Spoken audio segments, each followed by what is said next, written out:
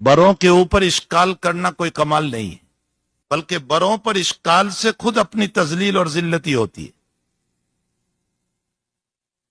ابلیس اللہ پر اشکال کر کے ذلیل ہوا، تو بروں پر اشکال بہت سے آج کل ہماری برادری میں نئے نئے فضلا ہوتے، حافظ پر یہ اشکال، بخاری پر یہ اشکال۔ ارے بھائی، ہمارا علم ہی کیا ہے کہ ہم اپنے اکابر پر اشکال کریں؟ ہمارا علم ہی کیا ہے کہ ہم اپنے بڑوں پر اشکال کریں؟ بڑوں پر اشکال یہ صفت ابلیس ہے۔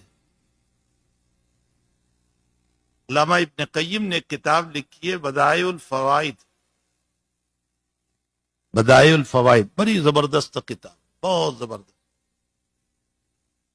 اس میں علامہ ابن قیم رحمت اللہ علیہ نے 17 دلائل سے 17 دلائل سے یہ ثابت کیا ہے کہ مٹی آگ سے افضل ہے۔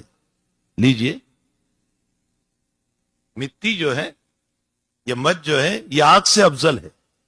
شیطان کی دلیل غلط ہے کہ آگ افضل ہے۔ تو کیا ابن قیم کو پتا ہے کہ مٹی افضل ہے تو اللہ کو علم نہیں تھا؟ لیکن اللہ نے اس کا جواب کیوں نہیں دیا؟ اس لیے کہ ایسے لوگوں کا جواب نہیں دیا جاتا۔ تو بروں پر اشکال کرنا یہ کوئی کمال نہیں ہے۔ آج کل لوگ اپنے اکابر پر اشکال، اپنے بزرگوں پر اشکال۔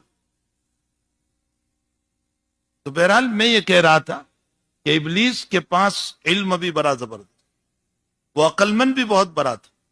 اچھا، وہ عابد بھی تھا، تیسرا عین، عابد بھی تھا، بہت عبادت گزار۔ آسمان میں کوئی جگہ چھوڑی نہیں تھی جہاں اس نے سجدہ نہ کیا۔ لیکن ایک عین نہیں تھا اس کے پاس، اور وہ تھا عارف کا علم، عارف کا عین، عشق جس کو بولتے ہیں۔ وہ عابد بھی تھا، عالم بھی تھا، عاقل بھی تھا، لیکن عشق مولا نہیں تھا، اور بغیر عشق کے کوئی چیز نہیں ہوا۔ عشق مولا کے کم از لیلا بود، علامہ رومی فرماتے ہیں عشق مولا کے کم از لیلا بود۔ مجنون جو ہے وہ مٹی پر لیلا لیلا لکھ رہا تھا۔ کسی نے پوچھا کیا کر رہا ہے؟ کہا میرے معشوق کا تذکرہ کر رہا ہوں۔ تو رومی اس واقعے کو لے کر کہہ رہے ہیں کہ ایک دنیا کا انسان ایک دنیا کی عورت کے لیے فدا ہو کر زمین پر لیلا لکھتا ہے، او مومن تو اپنے قلب پر اللہ تو لکھ دے۔ عشق لیلا کہ کم از لیلا بو، اللہ کا عشق جب پیدا ہو جاتا